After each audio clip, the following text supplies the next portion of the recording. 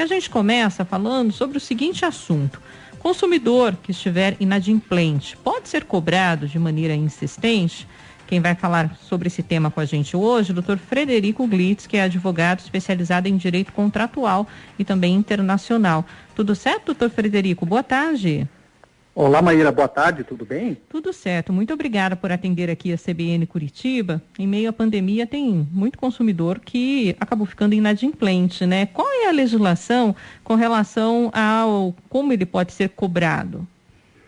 Então, Maíra, a cobrança de dívidas, ela também é regulada pelo Código de Defesa do Consumidor.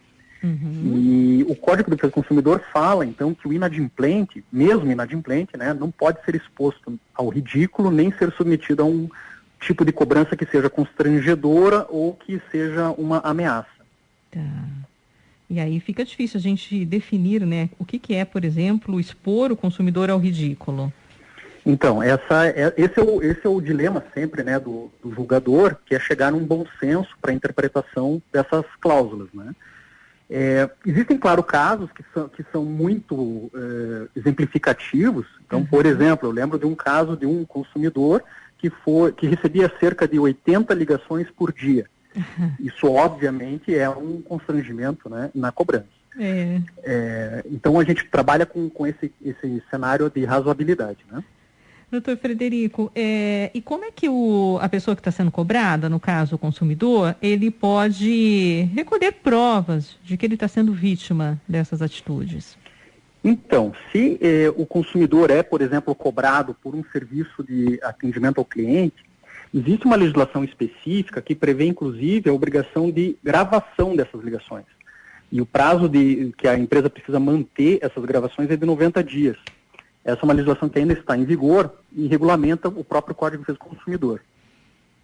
Ao lado disso, por exemplo, ligações insistentes também podem ser provadas, por exemplo, pelo próprio registro do telefone, né? E aí o consumidor pode ir, por exemplo, a um cartório e fazer uma chamada ata notarial, em que vai ser declarada ali a quantidade de ligações provenientes, por exemplo, de um determinado número. Agora, o que é uma cobrança razoável no entendimento, então, da Justiça? Existem vários julgados, né? Ligações são tidas, ligações de forma normal, corriqueiras, isso é tido como algo razoável. Então, faz parte da vida moderna receber ligações, mas, por exemplo, com alguns parâmetros, como horário comercial, não no horário de lazer, não no final de semana, não de forma insistente. Então, a gente precisa trabalhar aí com aquela situação que foge da curva, né? E que entra na anormalidade. Doutor Frederico, e quais são as suas dicas se a pessoa quer negociar o que está devendo? Acho que no meio dessa insistência não é o melhor momento, né? Essa insistência, várias vezes, ela é ocasionada também porque a dívida já foi cedida por um terceiro, né? Já é uma terceira empresa que está lhe cobrando. Mas sempre o que nós recomendamos é que o consumidor entre em contato com quem deve e tente negociar isso, demonstrando, então, não só o interesse em quitar aquela dívida, mas também as suas possibilidades, né?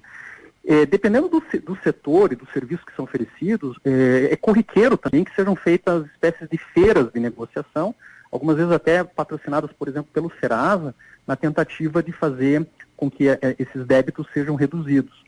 E essa negociação, algumas vezes, ela é bastante efetiva e você percebe aí uma redução bastante significativa nessas dívidas. E o consumidor, ele pode ser indenizado caso, então, ele consiga provar que ele está sendo, de maneira insistente, cobrado? Então, existem dois cenários diferentes, né? Quando, por exemplo, o consumidor é cobrado por uma dívida que ele não tem, né? Isso também é um cenário que existe.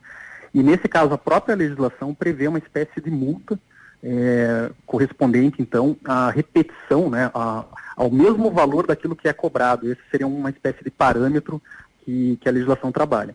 Mas quando a gente que ele sequer tem, então, né? Isso que ele sequer tem, exatamente. É uma chamada cobrança indevida. Mas no outro cenário, que é o mais próximo da sua pergunta, que é quando ele talvez tenha essa dívida, mas é cobrado de uma forma não razoável, a gente trabalha com o parâmetro do dano moral. Normalmente não são valores muito significativos e eles dependem, no entanto, de prova bastante robusta a respeito desse abuso na cobrança, né? Então, por isso que o consumidor precisa tomar bastante precaução em relação a essa prova para poder fazer esse pleito.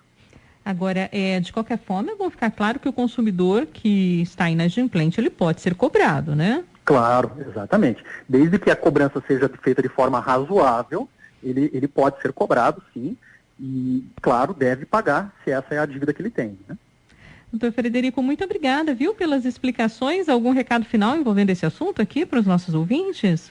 Claro, o que o consumidor deve também lembrar é que esses casos ele mesmo pode resolver de forma administrativa, através, por exemplo, do portal consumidor.gov.br, só checando, claro, se a empresa lá está registrada, ou, no pior cenário, né, em casos em que ele se sinta aí vítima desse constrangimento, ele pode mesmo procurar o juizado especial e ele mesmo fazer essa reclamação perante o judiciário, né, o juizado especial. Sim. Se as causas forem inferiores a 20 salários mínimos, ele não sequer precisa de um advogado para isso.